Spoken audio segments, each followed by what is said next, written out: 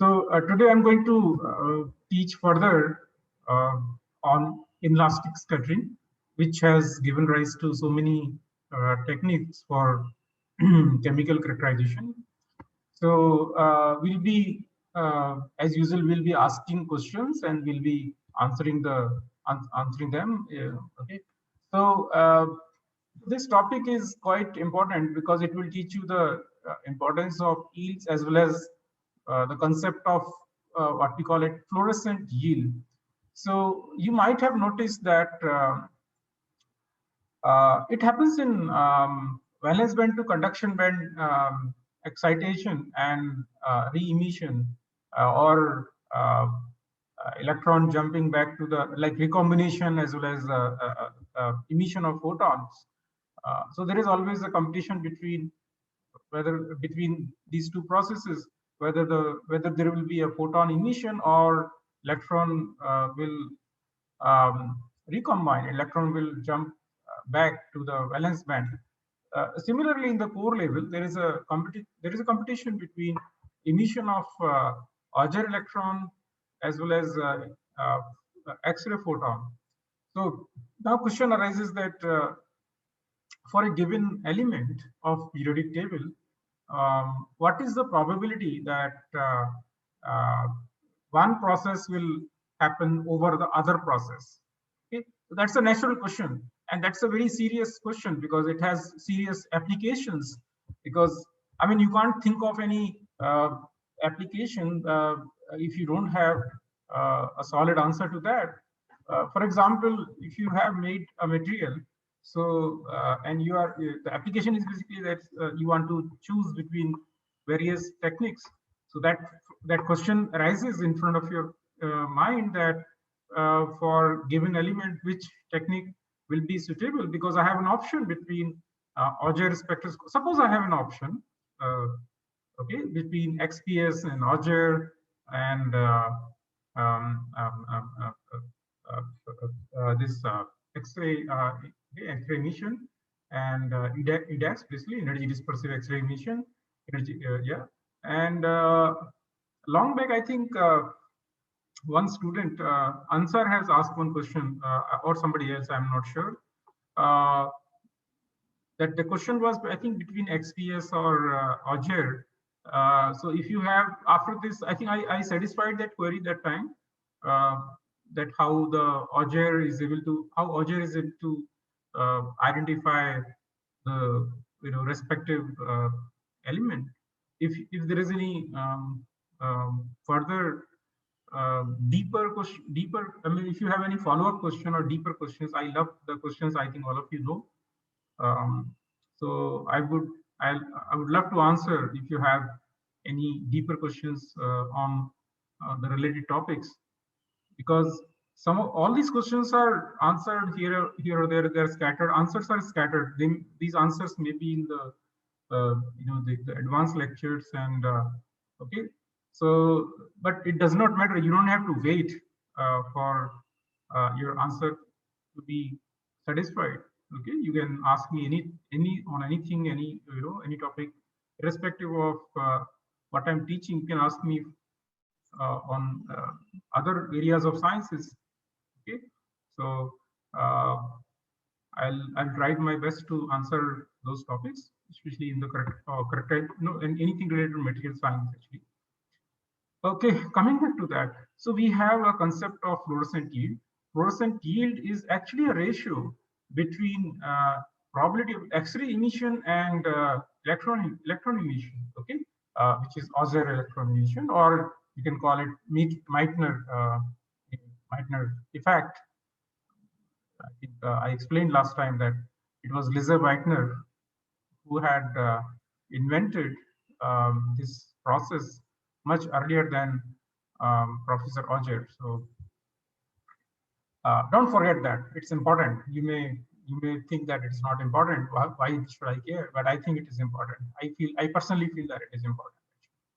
Anyway, having known that.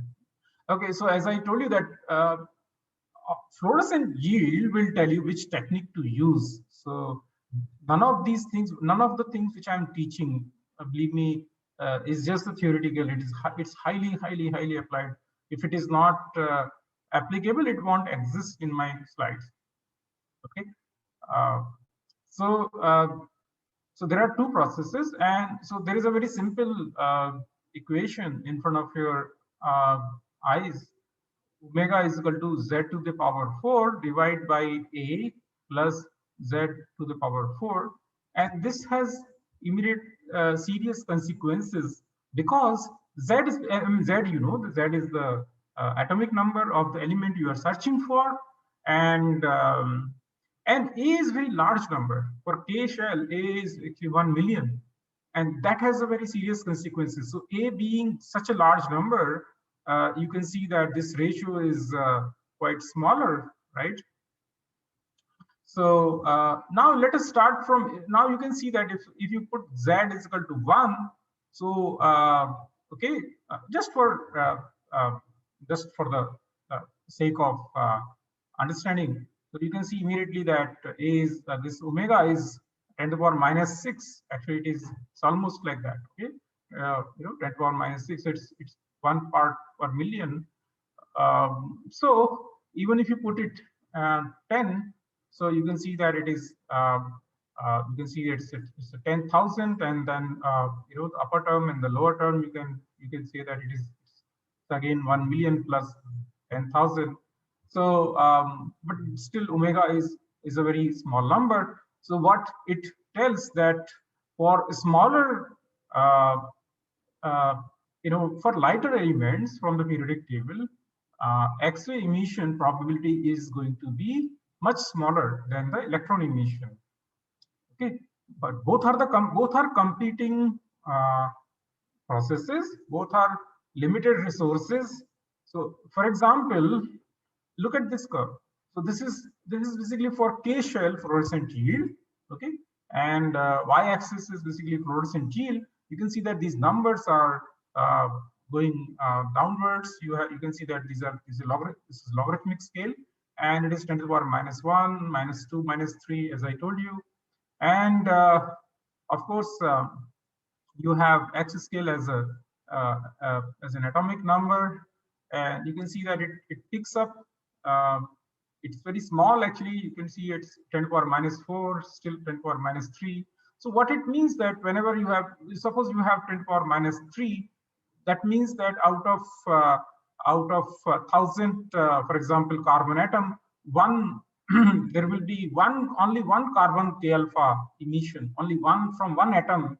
Okay, one out of, so 999 carbon atoms will give you Auger electrons. Okay, so it also tells you immediately that for example, for carbon, it is wise to use Auger spectroscopy rather you know, X-ray you know, emission spectroscopies. For example, you know, energy dispersive X-ray spectroscopy.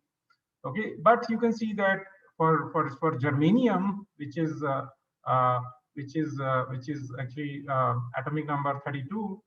Okay, and you can see that this number is quite respectable. It is 0.5, which is actually equal ratio. So it picks up quite fast.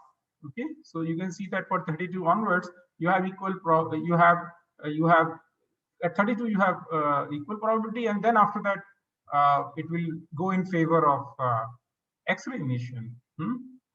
So, Hello, sir. yes. Sir, what is the significance of that z raised to 4 in denominator? Like See, that's why I don't teach equations. There is no physical significance. These are all empirical equations. There is no physical significance of this equation. These are all derived. These are all you know, fit actually. Okay, it is not coming from some fundamental law. Otherwise, I would have told you. You got it? Yes, sir. That means we can see. Let me tell you. For example, Harsh has series of Harsh is a spectroscopist or electron microscopist, and you wanted to answer this question. So what you will do, you will take several standard samples from periodic table, and you will start measuring them one by one, and then you will find that it is fitting some law. So it is like that. Okay. You got my point? So it is actually, it is a fitted, it is fitted data on some experimental observation, most probably. So it is Yes. not coming from some fundamental law or something. You could see actually that you could see actually when there was when there was a physical significance of the equations, or there was actually some origin of the equation. For example, I use Rutherford equation, you remember, to derive electron nucleus interaction. So then we started from the equation. So all these equations are actually not, they don't have actually a physical significance at Yes, sir. all. I was asking for the z raised to 4 denominator. Like if a is such a huge number, then we can ignore z raised to 4 in denominator. You can Or ignore it. Yes, yes. For for lower Z values, you can ignore it. Yes, yes. You can ignore it. okay, okay. Yeah, but you can't ignore it for higher Z number, because you can see, you can, if you put for example, you can calculate it actually. You know, for example, if you put Z is equal to let's say 50, so then it becomes significant. 50 multiplied 50 times 50 multiplied by 50 multiplied by 50 50, you can see that it is quite serious. You can do that calculation, so you can't ignore it for for germanium onwards. Actually, that's what I have been telling you. Huh? समझ में आ गया? Yes, You sir. can Yes, sir. only you can ignore it only for lower Z numbers. Okay, Because sir. it will be insignificant in comparison to 1 million actually. Yeah, yeah. Okay, sir. And also please note that this is given only for the K shell emission, not for the other element or yeah. Any other question? Any from the audience?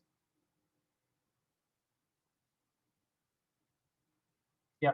So you can use yields anyway. I mean, you can detect yields is always there for your rescue. Whether it has generated a X-rays or not, it does not matter. Yields will give you yields. We have already learned in detail. Hmm. So now let us understand a little bit about Auger electrons. So Auger electron, let me give you some clarifications. Auger electron spectroscopy is normally not uh, not available in electron TEM, actually TEM, because of the size of the detector. Detector is actually quite large. I mean, it's an electron detector. Okay, it's not a photon detector. So also you are basically see, photon spectroscopy is easier. Okay, so EDS detector, there is one thumb rule which I am going to give you. It will help you in your career. Say, whenever you need to, so now you know that when primary electron bombard your sample, when you go to the TM room, NCL TM room or whatever in your own institute. Okay, so then you're bombarding high energy electrons, and then you have photons flying out of your sample, and you have electrons. Okay, so so uh, if you are, see, when you detect bright field or dark field or HRTM, you're not analyzing them based on their energy, not at all. Even when you are doing electron diffraction, you are basically collecting them as a function of theta. Whatever is coming, you're not you're basically not bothered about their energy. Actually, you're not bothered. You're just letting them fall on. So basically, you're not energy dispersing them. The moment you want to have a detector, okay, please listen to it carefully, whatever I'm telling you. So the moment you are looking for some analytical chemistry technique where you want to uh, use the detector which needs to separate the electrons based on their respective energies, it's going to be complicated. The detector is going to be huge, it's going to be expensive. You know the problem, you know the case of yields. Yields detector is basically a quite complicated detector, because yields is yields there, you need to have, it's actually based on time of flight, similar to mass spectrometer. It has a magnet, and it just, these electrons just fly. Okay, based on their energy, they will land up at different places at detector. So it's quite complex. You need actually electron lenses again, and you need a magnet, and it takes a lot of space, energy, dispersing electrons, energy. Okay, but photon-based techniques are easier. Photon can be energy dispersed very easily using a miniature, very small detector, liquid nitrogen pool detector. So that's why you see EDS detectors so common. It is just attached to almost every SEM, every TEM. You can find actually everywhere, and it is so easy to detect photons. Okay, X-ray photons uh, based on uh, based on their energy. But that's the reason that you will find Auger spectroscopy not very common because it's expensive. But Auger spectroscopy has a lot of advantages, over even over XPS, even over XPS. It is actually sometimes better than XPS in many senses, because if you because XPS you are when you generate, I think most of the chemistry students at NCL, they use XVX quite a lot, mostly from catalysis, those students who are listening to me. um, so XPS has a lot of advantages, and XPS and Auger are quite competing technique, and they give reasonably the same information. XPS actually edges over Auger in terms of resolution. XPS resolution is sometimes better, but Auger has got a lot of advantage because XPS actually gives you information about large spatial dimensions, right? Not depth resolution is very small, very good actually. I mean, uh, XPS is highly surface sensitive technique, so it gives you a signal from few nanometers, okay, because you are detecting electrons. And Auger is also the same. You can the depth, probe depth is hardly 3 nanometer. You can see on your screen. But Auger has an additional advantage that you can collect the information from a very small area, nanoscopic area. So you can map the surface actually, which is not possible in XPS. In XPS, actually, the spot size is quite large, because that we discussed in the first lecture, I think first few lectures of this coursework, that it is not easy to focus and defocus X-rays. X-rays cannot be so easily focused to a smaller area. It's not easy actually. That brings the drawback that you are collecting the signal from a larger area. Actually, you can't just put uh, you know like for example in Raman you can do that, 10x 50x. You can't do that actually. You will never hear that in XPS, nor in X-ray diffraction. XRD also has same problem, right? So what I'm to summarize actually, electron microscopy based analytical chemistry techniques, whatever limitation, whatever their limitation may be in terms of resolution, but they give you amazing spatial uh, resolution. Actually, energy resolution may be slightly compromised, but that can be taken care of easily. You can have better detectors. And I wanted to make you aware of the power of Auger spectroscopy in comparison to X-ray spectroscopy. And also another point to note that in XPS you can change the uh, energy of the photoelectron flying away by changing the X-ray energy, right?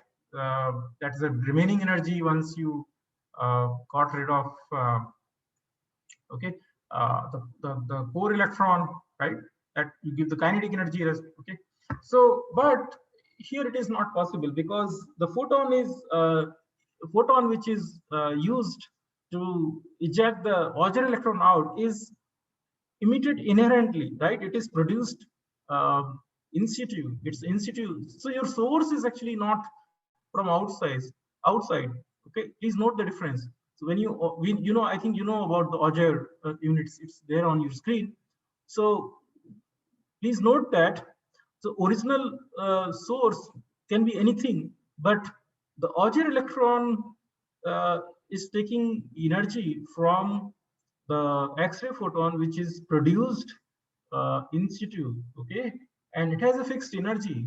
Okay, please note that it has a fixed energy. It is coming from the difference between the energy difference between various levels actually. So, and that is fixed for a given atom. So you can't change it actually. So it's quite unique in that sense.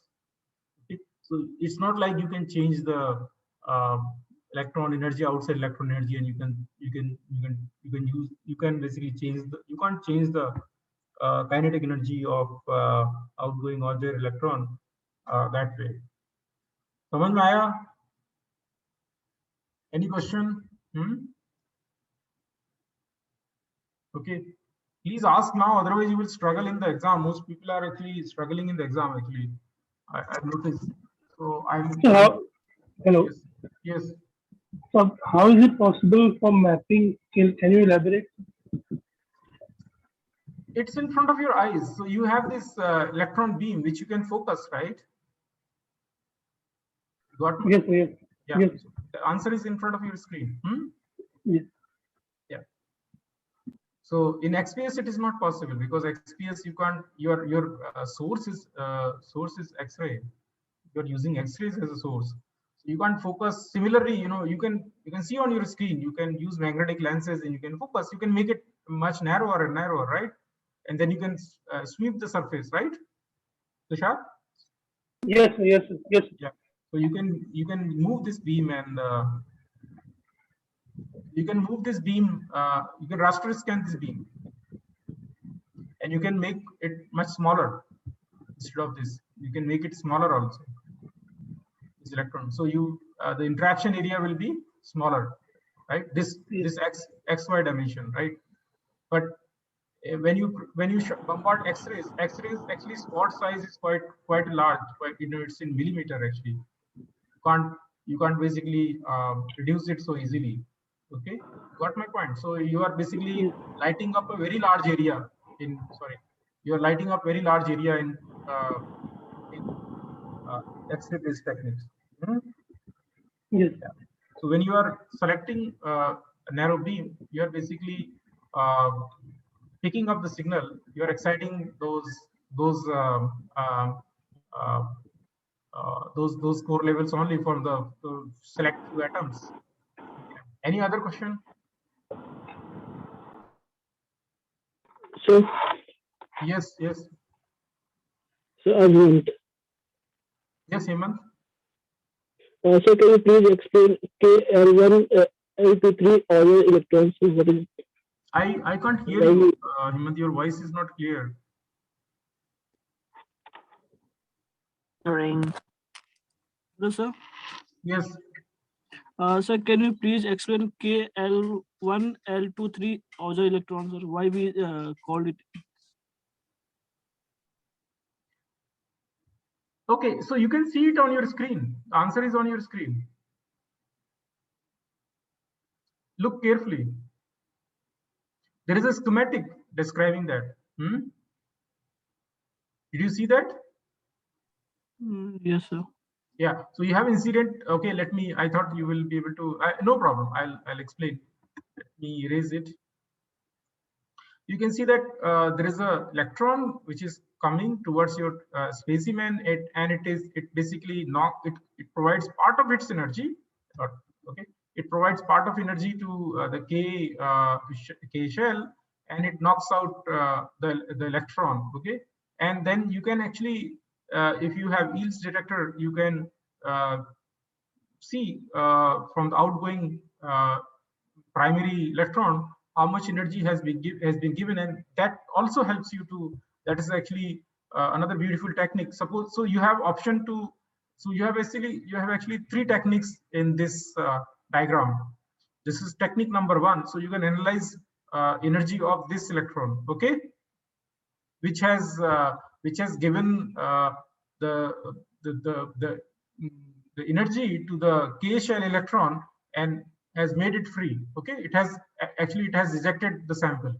Okay, and that energy is actually by the Mosley equation you can calculate, right?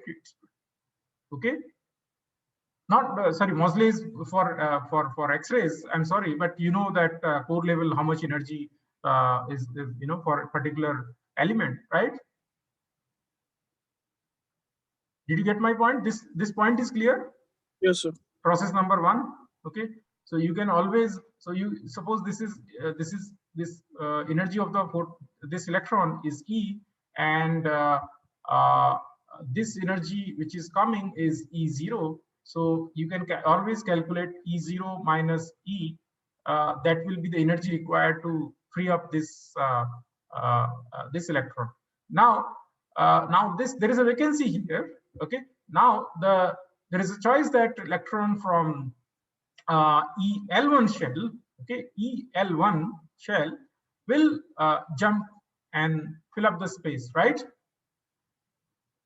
Are you following me? You can see that this electron can travel and fill this space, okay, and there will be emission of a photon, X-ray photon, right? Yes, sir. Okay, so now there is a competition that this either you catch this X-ray photon, or this X-ray photon will be internally it will be basically used by this electron to kick this electron out. You see this?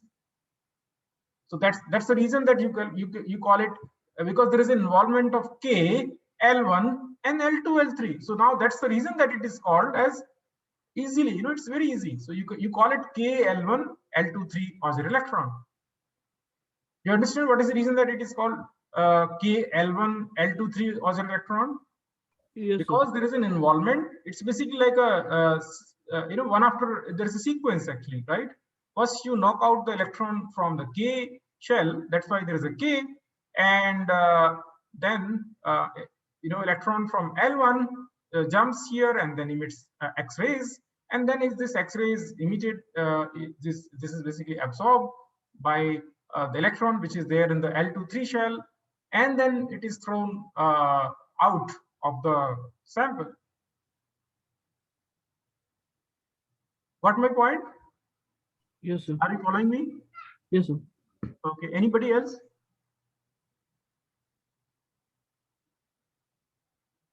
Anybody else? Okay, so I will move to the next slide. Sir, hello. Yes, ma'am. Yes, ma'am. Why this is EL1 and energy as L2 and 3 together? Sorry. So we have given in this diagram, this is EK, that is K shell, and Yes. there is EL1 and L2 and 3 together. Yes. So you actually there is a it is okay. It is given because the energy resolution is not, you will not be able to resolve the energy between 2 and 3. Got my point? Yes, sir. Yeah. So you can't resolve. So that tells you that the energies of these L2, 3 is so close that you don't resolve it. So that's the reason that you can merge it actually.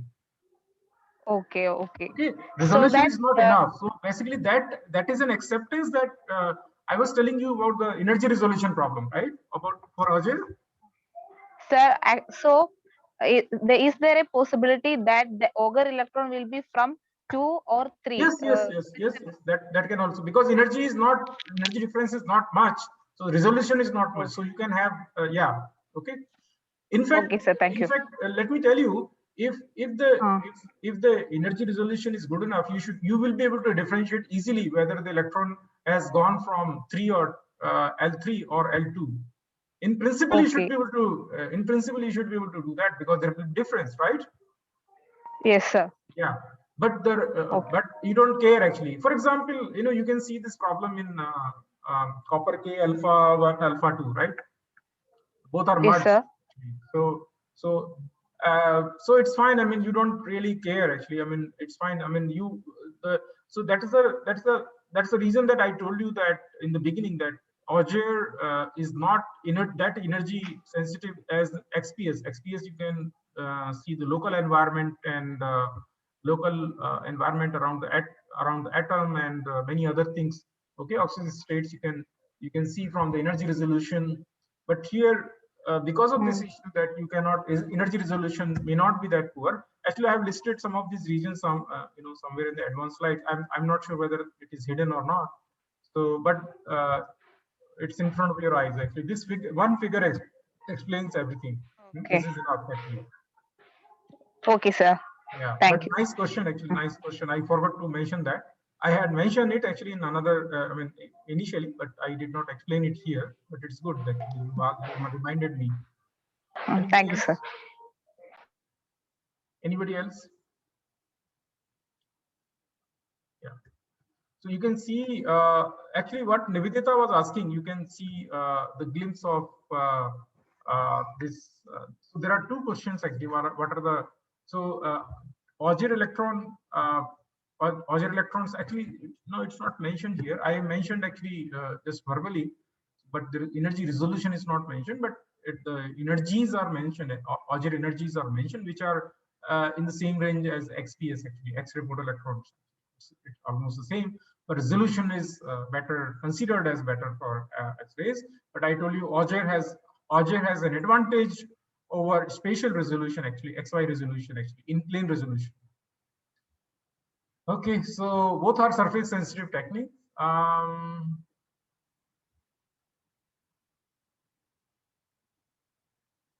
Yeah, you can read all these things. I'm not going to read. Actually, I've taken something from Geol website, so you can read. I'm not. There is some repetition, so you can read. It is taken from Geol website. I think I added recently.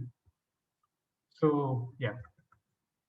Next point, which is highly important actually, and it is so practical. You see the beam damage all the time. I have been discussing this. No student escapes the beam damage to their samples. It is inherent. It is happening all the time, whether you accept it or not accept it.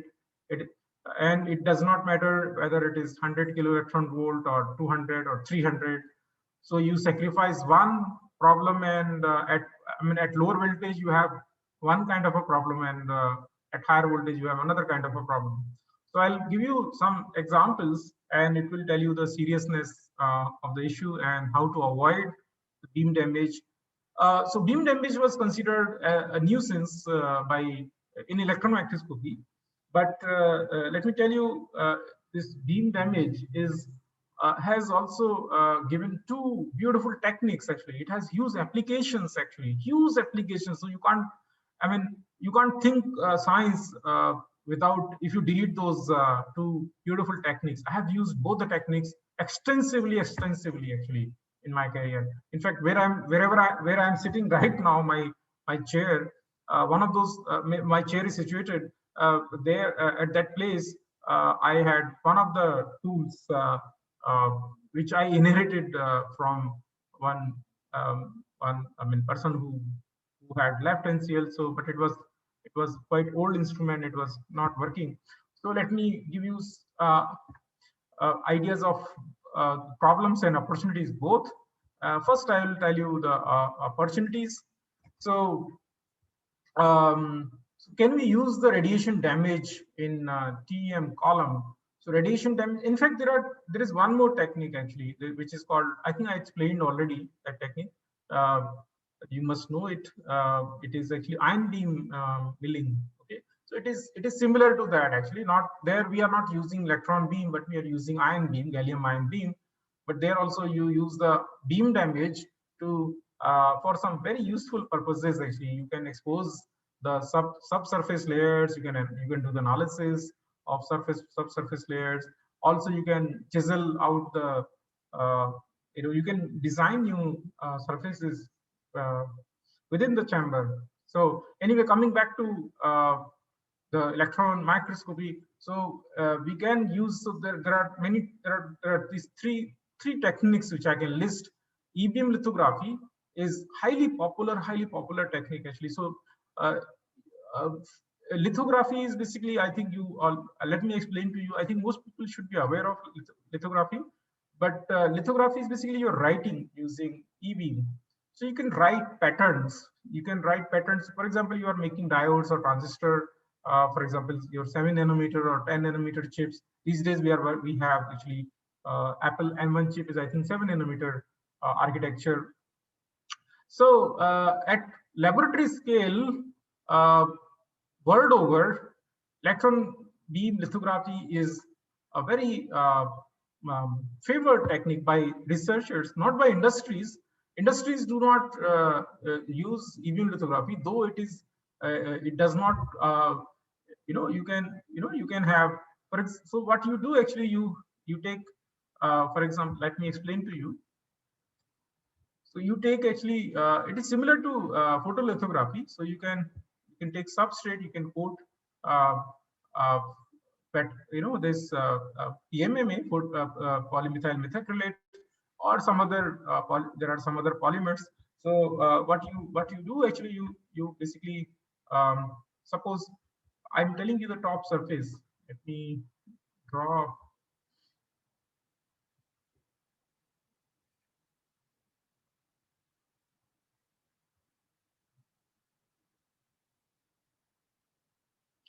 So this is the top surface of the substrate, and now I have to write a pattern over that. For example, I want to write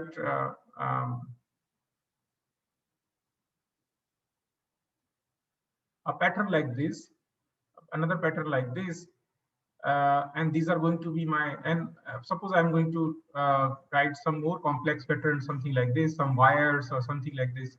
So what it does actually, so you can move the, so there are two kinds of these polymers. One is like negative or positive, you can call it whatever. So I'm not going to detail about that, but one of them you can dissolve back. So basically you can bombard this selectively, this area, yeah. So you can actually, what you can do, you can expose selected area here of polymer. For example, this length is for example 20 nanometer, right? And this length is, for example, suppose 30 nanometer. You can make it much smaller. So you can actually, so these polymer get, wherever you shine electron beam, so the polymer get cross-linked actually. So then you can take the solvent and then you can dissolve the rest of the polymer, and then you have this. You have this leftover pattern, okay, and then you can fill your gold or whatever you want actually here. You can fill gold actually, and then you can dissolve back rest of the polymer also. So you are left with whatever you. For example, you can write your name here the way I'm writing actually.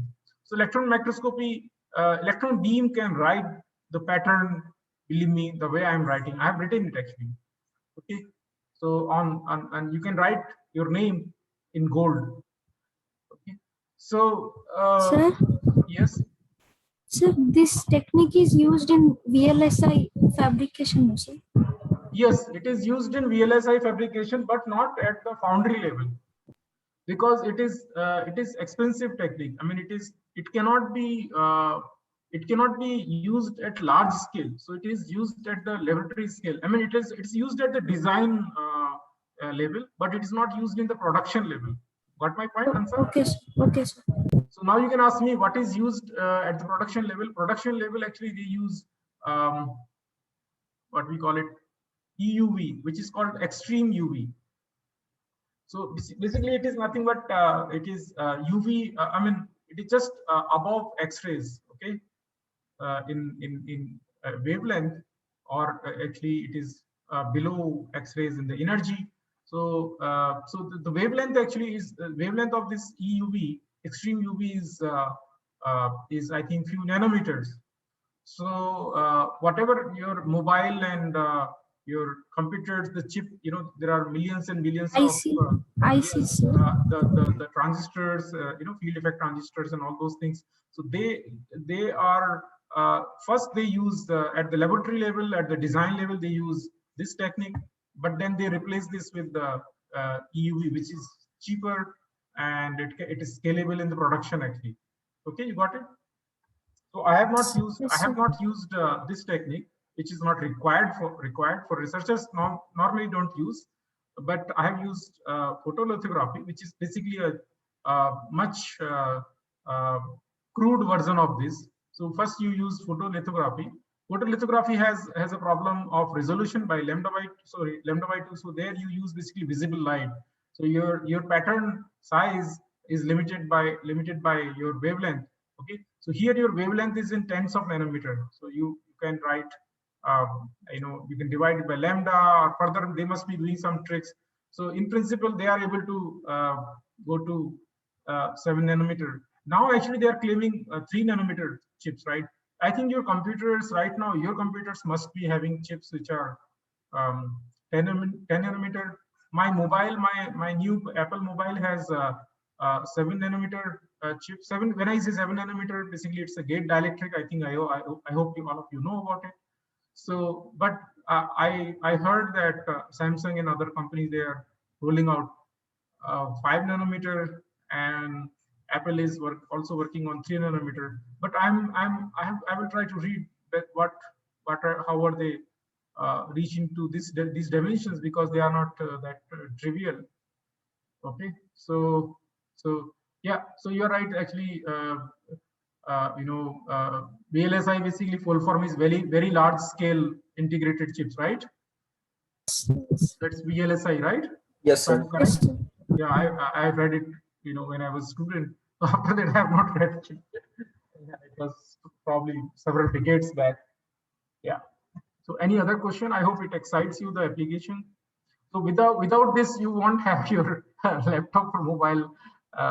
Believe me, trust me that yeah, it's quite interesting. And so I have used it. Excuse me, sir. Yes. So how we decide which polymer was coated on which substrate? See, you can use, so suppose you want to use, you are using silicon as a substrate, okay? And actually I have a paper, my own paper, where I have used related techniques, not the same technique. I made some devices. It was published in 2002. Anyway, no, I have 2 papers actually. One more was published, one more, I think. So anyway, so what, if you want to know the detail, I thought the detail is in front of your screen. So your substrate can be your silicon substrate. And for example, you want to, so you have this PMMA, so, and you can you can basically cure with electron beam these patches, these areas, and you can then remove them easily. So you have basically these cavities, right? And now you can deposit gold. For example, suppose you are making gold pads, or you are making silicon oxide pads. So you can deposit. For example, now you want to deposit actually 10 nanometer gold, or 10 nanometer silicon oxide, or 10 nanometer. For example, we are talking about 7 nanometer silicon oxide chips actually, right? So that is basically gate dielectric. So what you can do, you can deposit 7 nanometer okay, thickness. You can put a thickness monitor here easily. That is quartz crystal macrobalance. So that is actually again is a silicon oxide crystal. So its resonance frequency changes, and that's how you know how much mass transfer has taken place. It's a very simple thickness monitor, very simple. You use it in chemistry labs also. So what I will do, I will deposit 7 nanometer silicon oxide. So what will happen, that suppose you are depositing, you are bombarding silicon, so the coating will be like this.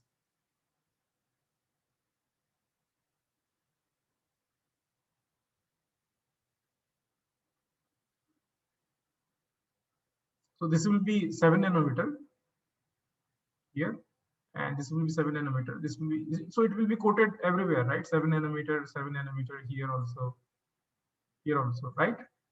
And so now if you dissolve this polymer, so what will happen? This will also get washed off. This area will get washed off. This area will get washed off. So what you will have is actually this substrate with these 7 nanometer silicon oxide. For example, this is your silicon. You will have these islands, actually, these pads. Okay, got my point? Yes, sir. Yes, sir. Now you understand. So you can actually repeat it. So for example, you want to make a very more complex design. For example, you want to make a field effect transistor. Let us make it actually. Let us. It's very interesting, but it is. I mean, it's a waste of my time actually. Yeah, no problem. I'll teach you. No problem. I mean, it's very simple. So I thought it's like a Lego blocks which kids use actually. It's very simple. No problem. So this is our target design that I want to make source, and this is my gate, and these are made of gold, and this is also made of gold, and then you want to put a piece of and then you want to connect this with piece of silicon, and then you have a piece of silicon oxide as a dielectric, gate dielectric, and this is your gate patch. Okay, this is gate patch. This is source and this is drain. Sorry, this is drain. This is source made of gold, and this is drain, which is again made of gold. This is basically electrode, and this is piece of silicon, which is actually your device, right? I should have used different colors, and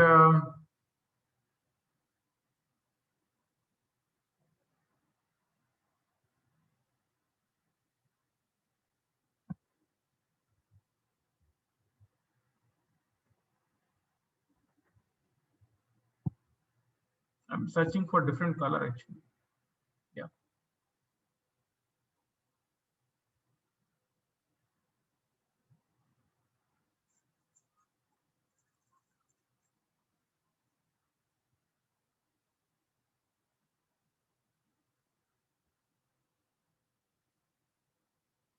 Let me do it properly.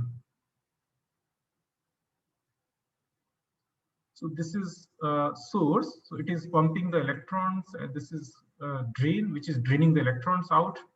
So electron in and electron out.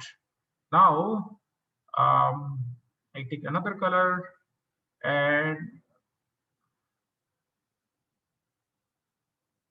this is your silicon, and on top of that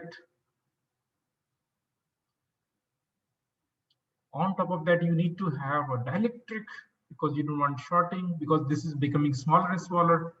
So there will be a gate dielectric, and that is usually made of these days silicon oxide, but it could be aluminum plus silicon oxide, and this can be silicon or gallium arsenide. This can be high band gap semiconductor. It can be.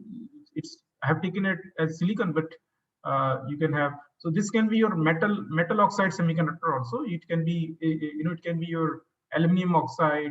There are different choices. They take aluminum also, but they're actually going back and forth. Silicon industry is going back and forth on aluminum. Now they're bringing back aluminum. Otherwise, aluminum used to have problem of leaking. So then you have finally gold or copper, whatever. That's why you have a lot of gold in your mobile. Okay, so this is your gate. Now you know so this is your field effect transistor design. So so you are tunneling the electrons from here, and they are going here. So when you apply different biases, so you can basically narrow this tunnel, or this you can narrow it, so make it more resistive, or you can broaden it. Actually, you can open it up, so you have low resistance or you have high resistance actually. So that makes it as a switch. So just by controlling the gate voltage, you can control the flow of the electron, right? So if you apply, for example, negative voltage, so you can squeeze, you will be closing this. Okay, if you apply reverse voltage, so you will be, so you got my point, all of you? I think you might have read Yes, about sir. this. Yeah. So now if you want to make this design, so how will you make it? Just I'm asking you, all of you, by using this technique. It's easy, right? It's very easy. It does not require any science. I mean, it just requires just simple,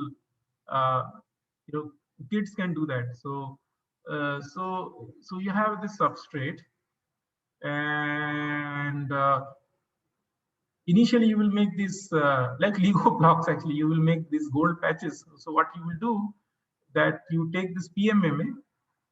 Similarly, same thing. You will use the same principle. So then you will use electron beam, and you will etch away. You will make. You will basically cure this PMMA using this electron beam, this area, and you will wash it off. This is the first process. Second process, you have answer yaad aa raha hai? Are you able to remember something from your class? Yes, sir. Yes, sir. Yes, sir. MOSFET. Yeah. So this is the MOSFET. same thing. You learned the lithography the way I'm Sir. teaching. Sir. Yeah. Epitaxy also I learned. Yeah, this is actually epitaxy. This is now I'm using epitaxy. So now you use epitaxy, molecular beam epitaxy, or you can use simple. Here you don't need to use molecular beam epitaxy. You can use just simple gold deposition. So, for example, this thickness is around 10 nanometer. So now you can deposit 10 nanometer gold. So this is your 10 nanometer gold. Let me change the color. Otherwise, tum bologe ki color.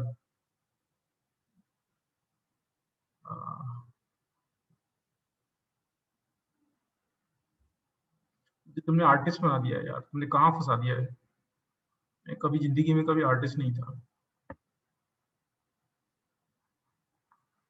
लोगों ने, students ने मुझे क्या से क्या बना डाला है।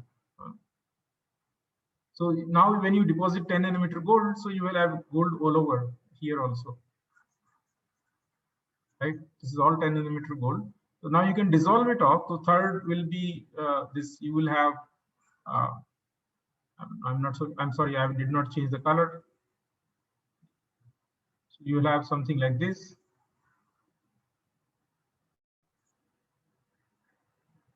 Right? You have your source electrode and drain electrode, right?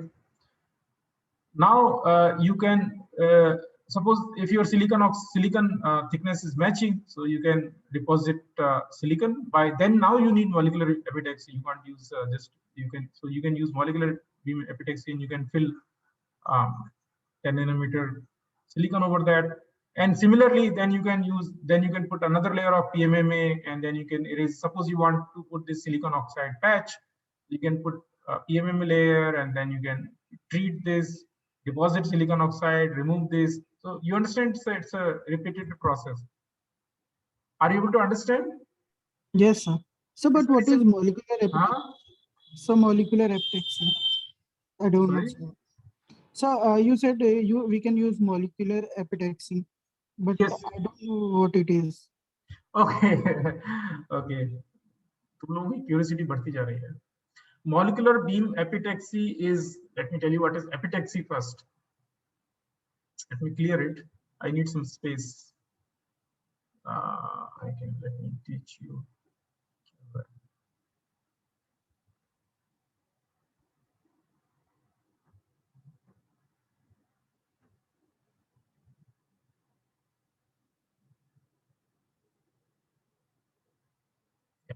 So epitaxy is actually, let us understand this term. Mera pen kahan gaya?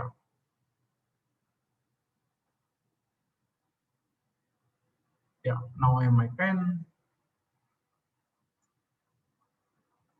Molecular beam epitaxy. It's a very, very, very, very popular technique. So epitaxy is actually layer by layer deposition. Okay, layer by layer deposition. So epitaxy is usually done on a substrate by lattice matching. Please note that. So it is actually layer by layer means layer of atom. When I say layer by layer, so it basically deposit one layer of atom, and then it should match the lattice. See, usually what happens that it's a complex topic. It will take some time. So, for example, the basic principle of depositing one material on top of, I mean, it is not for chemists actually. It is mostly for physicists and engineers. Are you sure you want to learn, all of you? Yes, because sir. It's not useful for you. I can teach you. I mean, it's my favorite topic, but I mean, Are you sure? I mean, it's not useful for you. Let me tell you honestly. It may be useful for answer, but it's not useful actually. So, are you sure you want to? Who asked this question? So So we I, will get to know the new Animesh. things. Yes, sir. Animesh, who are you? You are a chemical engineer. So I'm polymer science engineer. Polymer science. You may use it. You may need this. Yes, sir. Yeah. So let me teach you anyway. Other people are getting bored actually. बाकी लोग bore हो रहे हो क्या chemistry वाले? No, sir. No, sir. अच्छा, ऐसे रो के बोल रहे हैं. नहीं सर, मुझे तो थोड़ा थोड़ा पता ही है. किसको पता है? मुझे राजकिरण. मुझे तो समझ ही नहीं आ रहा सर. देख लो, किसको समझ में नहीं आ रहा है? प्रियांशी को कुछ नहीं समझ में आ रहा है सर, सर. मुझे अब इसको कोरोना की ठीक हुई है ना, तो थोड़ा कोरोना से ठीक हो गई क्या प्रियांशी? यस सर, अभी मम्मी को हो गया. ओह बाय गॉड. उनको वैक्सीन लग गया होगा? नो सर, एक्चुअली पापा को लगा था बट मम्मा को नहीं लगा था. हुआ ही नहीं होगा, अभी हो गया. डर के मारे, है ना? ठीक, कोई बात नहीं. ठीक है. एनीवे आई विल, तुम्हें कुछ देखो, मैं ही बोल रहा हूँ, कुछ लोगों को समझ में नहीं आ रहा है, तो anyway no problem, I will teach you. So for example, so you have basically for example yes, let me so you have material A, and on top of that you want to deposit material B. So how do you do that? First principle of this selection of material B is that the lattice constant of lattice parameters of B should not differ much in comparison to A. Please remember that, otherwise your molecular beam epitaxy will not be successful, because at the interface there will be a lot of lattice strain. You understand? Yes, Because sir. now we are talking about atomic layer matching. Actually, we are depositing these atoms, so they will so basically, so they should match with the bottom arrangement of the atom, right? You got so people play a lot of tricks actually. They put some under layer here, okay, so that it's like another layer, like for example, when you put gold over silicon oxide, the adhesion is very poor. So people use vanadium or chromium or titanium underlayer. Then they put. So otherwise, what will happen? Your B will peel off, or it will develop a lot of strain. And if you are doing some physics measurement, some conductivity measurement, your material property will change because of this lattice strain. Because this underlying A, the lattice mismatch will put a lot of strain. So that has to be really. So it's not that easy. So what you do, so you basically bombard this atom beam, and then basically you or your molecular beam, whatever you can call it, you have molecular beam. So you are basically depositing molecule by molecule. Okay, molecular, then another layer, and then another layer. So that is called molecular beam epitaxy. Epitaxy is basically layer by layer, and then you are using molecular beam. I hope it is clear. Yes, sir. Yeah, it is similar to 3D printing method. Kind of. नहीं, 3D printing कहाँ है यार? तुम कहाँ? Sir, layer by layer deposition means the layer by layer. कहाँ गंगू तेली और कहाँ राजा भोज? हाँ? तुमने यार मैं समझ गया सर, मतलब मैं समझ गया कि क्या है. हाँ, वो कंपैरिजन के लिए भी कहाँ तुम फरारी की तुलना और कहाँ तुम तांगे से कर रहे हो? 3D प्रिंटिंग तो बच्चों की चीज है आजकल यार, तो बहुत ही ज्यादा. यहाँ तुम एटॉमिक लेवल की बात कर रहे हो, 3D प्रिंटिंग में तो हाँ, वो समझा सर मैं. 3D प्रिंटिंग से कोई कंपैरिजन नहीं है, कोई कंपैरिजन नहीं है भाई साहब. ओके सर, नहीं है, इसकी इज्जत मत खराब कर दो. ओके तो कोई मॉलिक्यूलर बीम एपिटैक्सी वाला आदमी गुस्सा होकर के तुम्हारा गला दबा देगा, बोलेगा कि नहीं सर, इज्जत खराब कर दी तुमने. इलेक्ट्रॉन बीम छोड़ देगा. हाँ, इलेक्ट्रॉन बीम छोड़ देगा. yes. Okay, so good discussion. Yeah, any other question on molecular beam epitaxy or this EM lithography? Please ask me. Okay, I'm sorry, this picture is not very clear, but you can find tons of pictures on internet. Anyway, so I think this is clear, EM lithography, and I told you how to use it. I have drawn some, you forced me to draw some pattern first time probably in the class. And so this is the application of beam damage or radiation damage. Second application is E-beam sputtering, and I told you where I'm sitting. I used to have this this tool. So it is amazing tool, because you can deposit what you do. Actually, you sputter coat. You basically you have this source evaporation material. You have this crucible. You can see this is a crucible, and this is your electron source. So electron basically takes this circular path and bombard here. So it is very easy to manipulate electron beam, right? We know that magnetic lenses, so you can apply magnetic field and electric field. So you can basically focus the electron beam very easily here. So another advantage is that you can focus on a tiny area. So you are not heating entire crucible. Please note that this is very unique thing, because other techniques you are heating actually entire crucible. So a lot of impurities from crucible mixed up in this target material. So here you don't need to heat it. So you basically it's like pulse laser also. So basically you are locally heating it very high. You are locally heating it actually. It's the same analogy, which is basically your conventional oven and your microwave. So in microwave, you're not heating the entire oven basically, or convection in the microwave. In convection, you're heating the entire oven, right, with the hot air, and you have a heating element and stuff like that. But in microwave, you are heating the water molecules. You are forcing them to rotate. So your heating is happening at the molecular level. I mean, it is not exactly like that, but here actually you can narrow the beam, and you can hit the material which you want to evaporate. So there will be a lot of local heating, and then this material will fly off.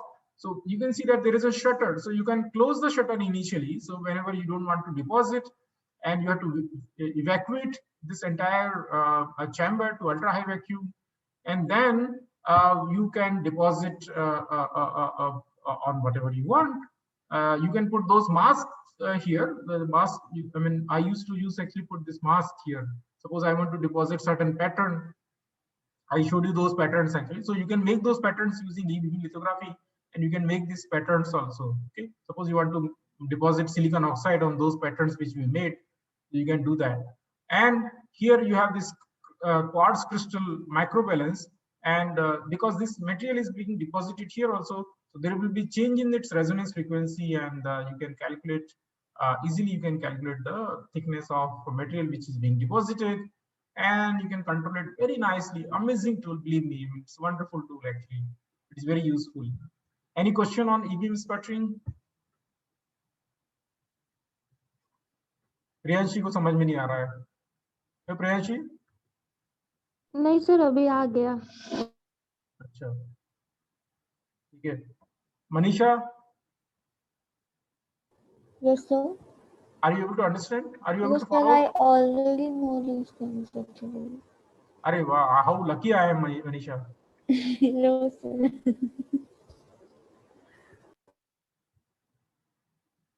So okay, so now third thing is again very important. Third part, synthesis using radiolysis. So you can carry out chemical synthesis very easily. I'll tell you some examples. You can do a lot of changes. We have actually done it in NCL. One of my students, Raja Das, he showed me a lot of things.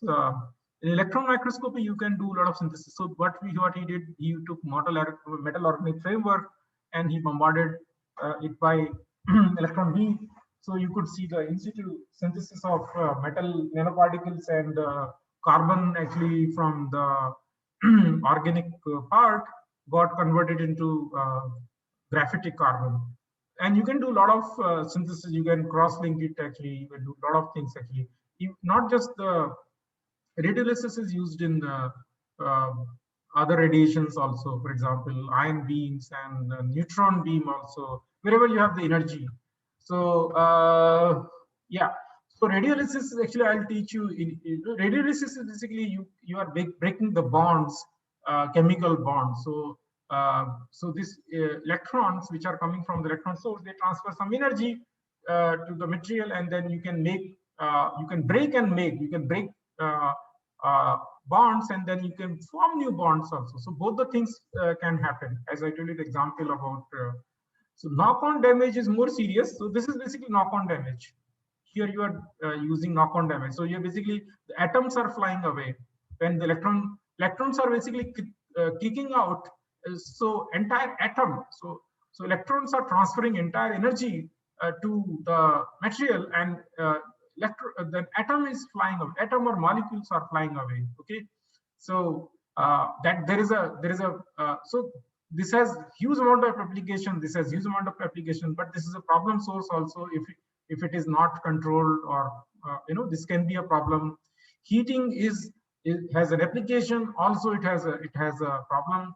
So this radiation can heat your sample also. Sometimes, most of the time, it is unwanted. And please believe me that if you are dealing with nanoparticles, so nanoparticles actually the melting point is smaller than the bulk, and within the nanoparticle also the shell melting point will be even lower than the core melting point. Second point. Third point, because you are using high vacuum and your sample is held inside high vacuum, so you are further reducing the melting point. So if you are heating it, so what will happen? Your material can melt at much lower temperature than what you know from the reported data from your bulk melting point. So don't get fooled that this is the bulk melting point and it will not melt inside the electron microscope. It can do, because of three reasons I told you, that nanoparticles melt. The melting point becomes smaller, and within the nanoparticle core, the shell melting point is even smaller, and because you have high vacuum, so the melting point will be further reduced. So this is one example of graphene, atoms flying from their positions and depositing elsewhere. I showed you a movie, I think. Yes. So radiolysis is reduced at higher energy, while knock-on damage is increased. So so this radiation damage. So the radiolysis basically chemical modifications of bonds is less at higher energy, but the knock-on damage will be increased. So easiest way is basically you cool the specimen if you are facing problem, and so basically it is all related to the electron dose. So electron dose basically you have to control, and electron dose is basically depends upon your current density, and from current density you can calculate charge density. Current density is basically your how many electrons per unit area per unit time entering into your and coming out of your specimen, coming out of your electron source and entering into your specimen. So Sir? yes, ma'am. Sir, the previous slides, the cooling one.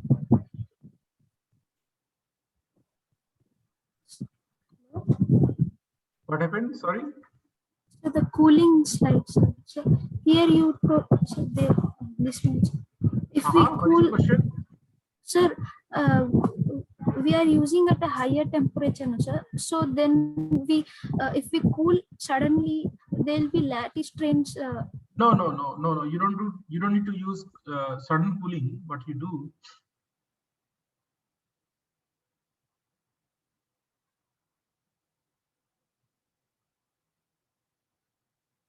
all of you have converted me into an artist. When I was a kid, I never thought I will be. This is your sample folder, and this is inserted inside the chamber. Usually there are two grids. I have I like two grids because I used to use two grid sample loader, but usually you can have only one grid also. So there are these copper, you call it copper braid, like this, you know, girls have this braid now. So I have used it quite a lot. So there is a braid you can, you know, like helical.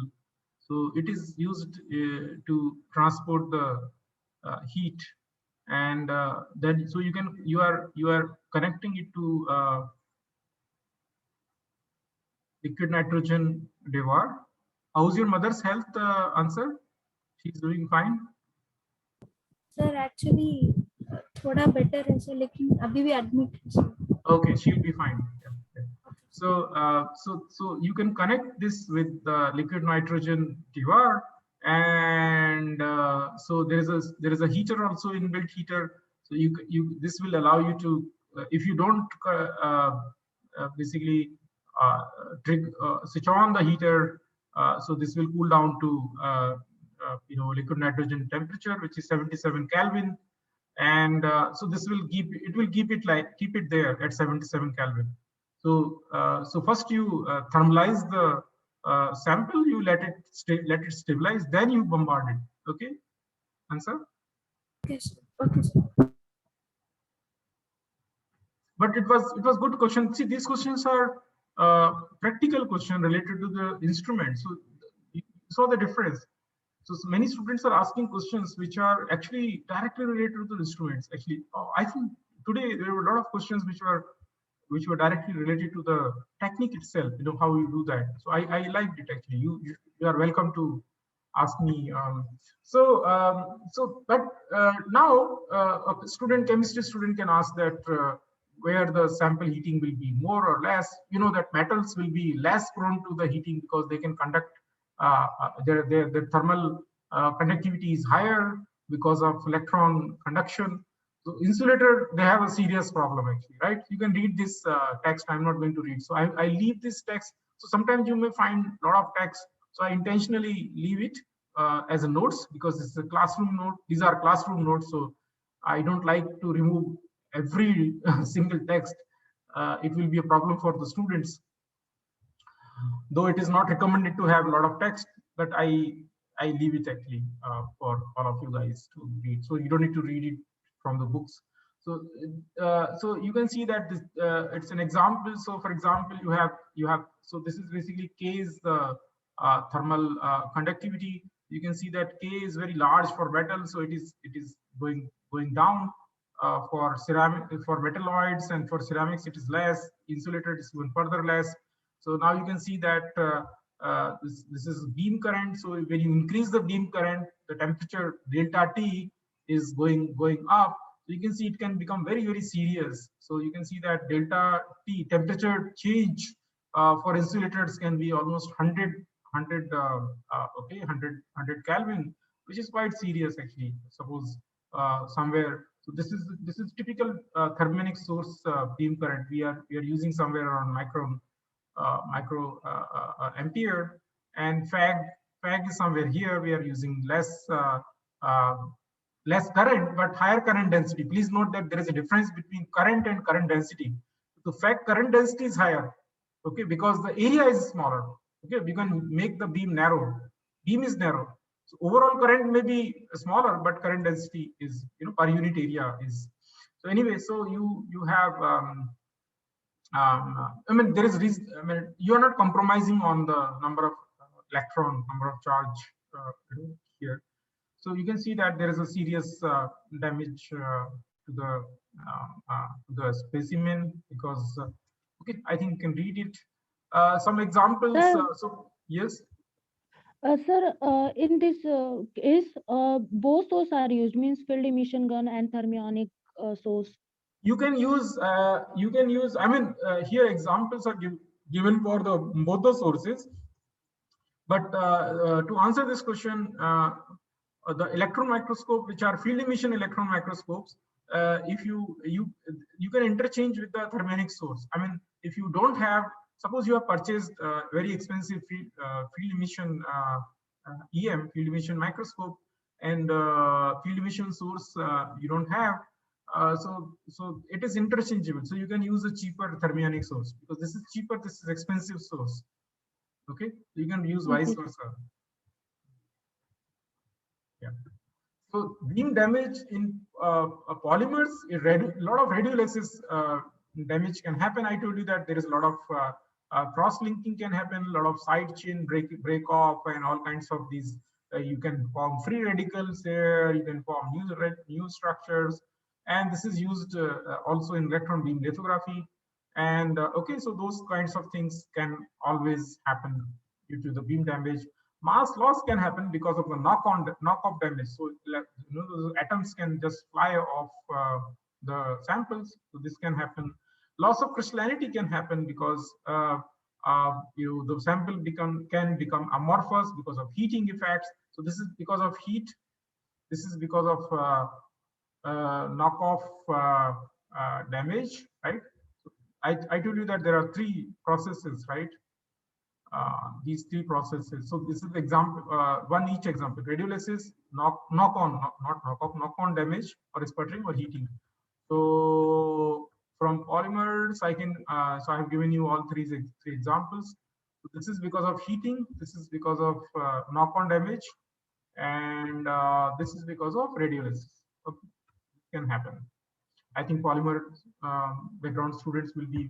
So you can there are some tips. So you can use low dose, or you can use liquid nitrogen, as I explained, and you can coat the specimen with a conductive film so the heat gets dissipated, or you can use narrow beam, actually STM beam, and you can scan it. So you are scanning the beam all the time. So you're not staying at one place for a longer time. You reduce the beam damage. So covalent and ionic crystal, there will be different kinds of damages. This is another example that you can see a transition. In fact, when you are doing the imaging, you can see the transition from crystalline to amorphous. We see it all the time, actually, most of the time. So students are seeing this electron diffraction, and suddenly they realize that it has disappeared, and they are getting these rings from the same area, because when you are doing the electron diffraction, you are changing the crystallinity of the specimen. Please note that it can happen when you see, actually it can happen that fast. So be very careful. Okay. So for example, even crystalline quartz, which is very, I mean, it's very tough material, actually. Quartz, you know that quartz you use in laboratory also, right? Whenever you need high temperature heating. Okay. Quartz can go to, I think, 1600, 700 degrees centigrade. I have used quartz. I have not used in my PhD normal class. In my entire PhD, I have used quartz only, actually, only quartz, not the normal class, rarely. So even that can be, and you can drop it and it does not break mostly. I mean, it's quite sturdy, actually. Don't try that; it's expensive. Don't try that. So it can be amorphized. I mean, it can be made amorphous. I have not used crystalline quartz. I don't think it was crystalline quartz, but I've used quartz, actually. It's basically silicon oxide. Okay, so highly purified. So quartz can be in the glassy form also. Anyway, so these kind of problems can happen. Metals also can damage. You can see the I mean, one example is e-beam deposition, and we see all the time these kind of examples. Famous example is basically gold nanoparticles. If you put gold nanoparticles into the electron beam, and you can see a lot of damages that. Yeah. So that's it. So you can see this is one example. You can see the damage happening, knock-on damage. So that's it. So there is no limit to the examples, but I would say that you try it yourself and see for yourself in the electron microscopy, and you will actually see those things. And I would like to end this conversation by telling you that